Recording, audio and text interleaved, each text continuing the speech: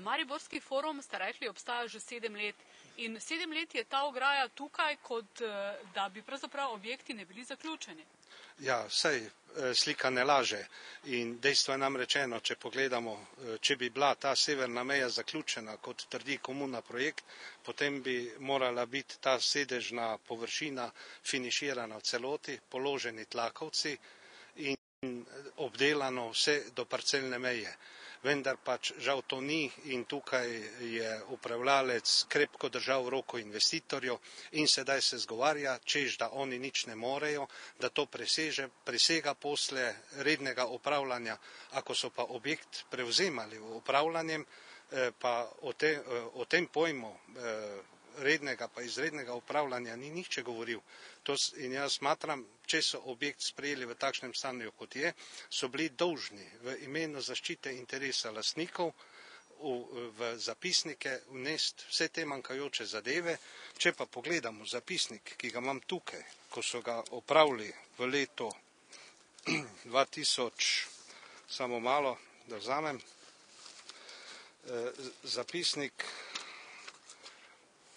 je tukaj, vsebina je pa naslednja.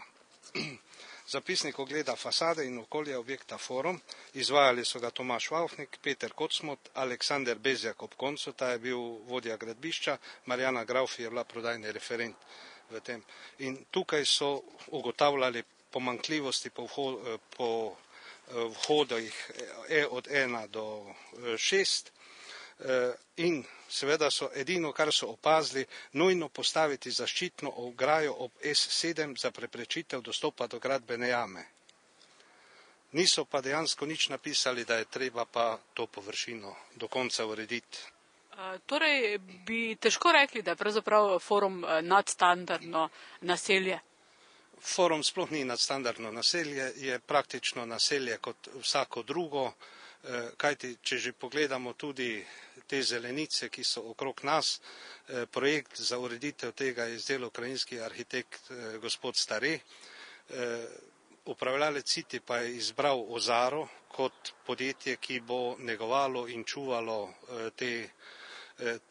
to grmičevje in zelenice, vendar je prišlo do situacije, da je mogel arhitekt sam opozarjati našega upravitelja o nestrokovnem in neustreznem delu Ozare in seveda prišla je zadeva celo tako daleč, da smo tudi potem lastniki začeli City opozarjati, da je situacija nevzdržna in v naslednjem trenutku se je zgodilo to, da je Ozara dala odpoved in izdelala nov cenik, koliko naj pripravimo sredstev, da bodo ponovno zasadili stvari, vendar je pa stvar v tem, da mislim, da smo upravičeni zahtevati od Cityja in od Ozare, da zadeve sanirajo in jih nam potem predajo v upravljanje.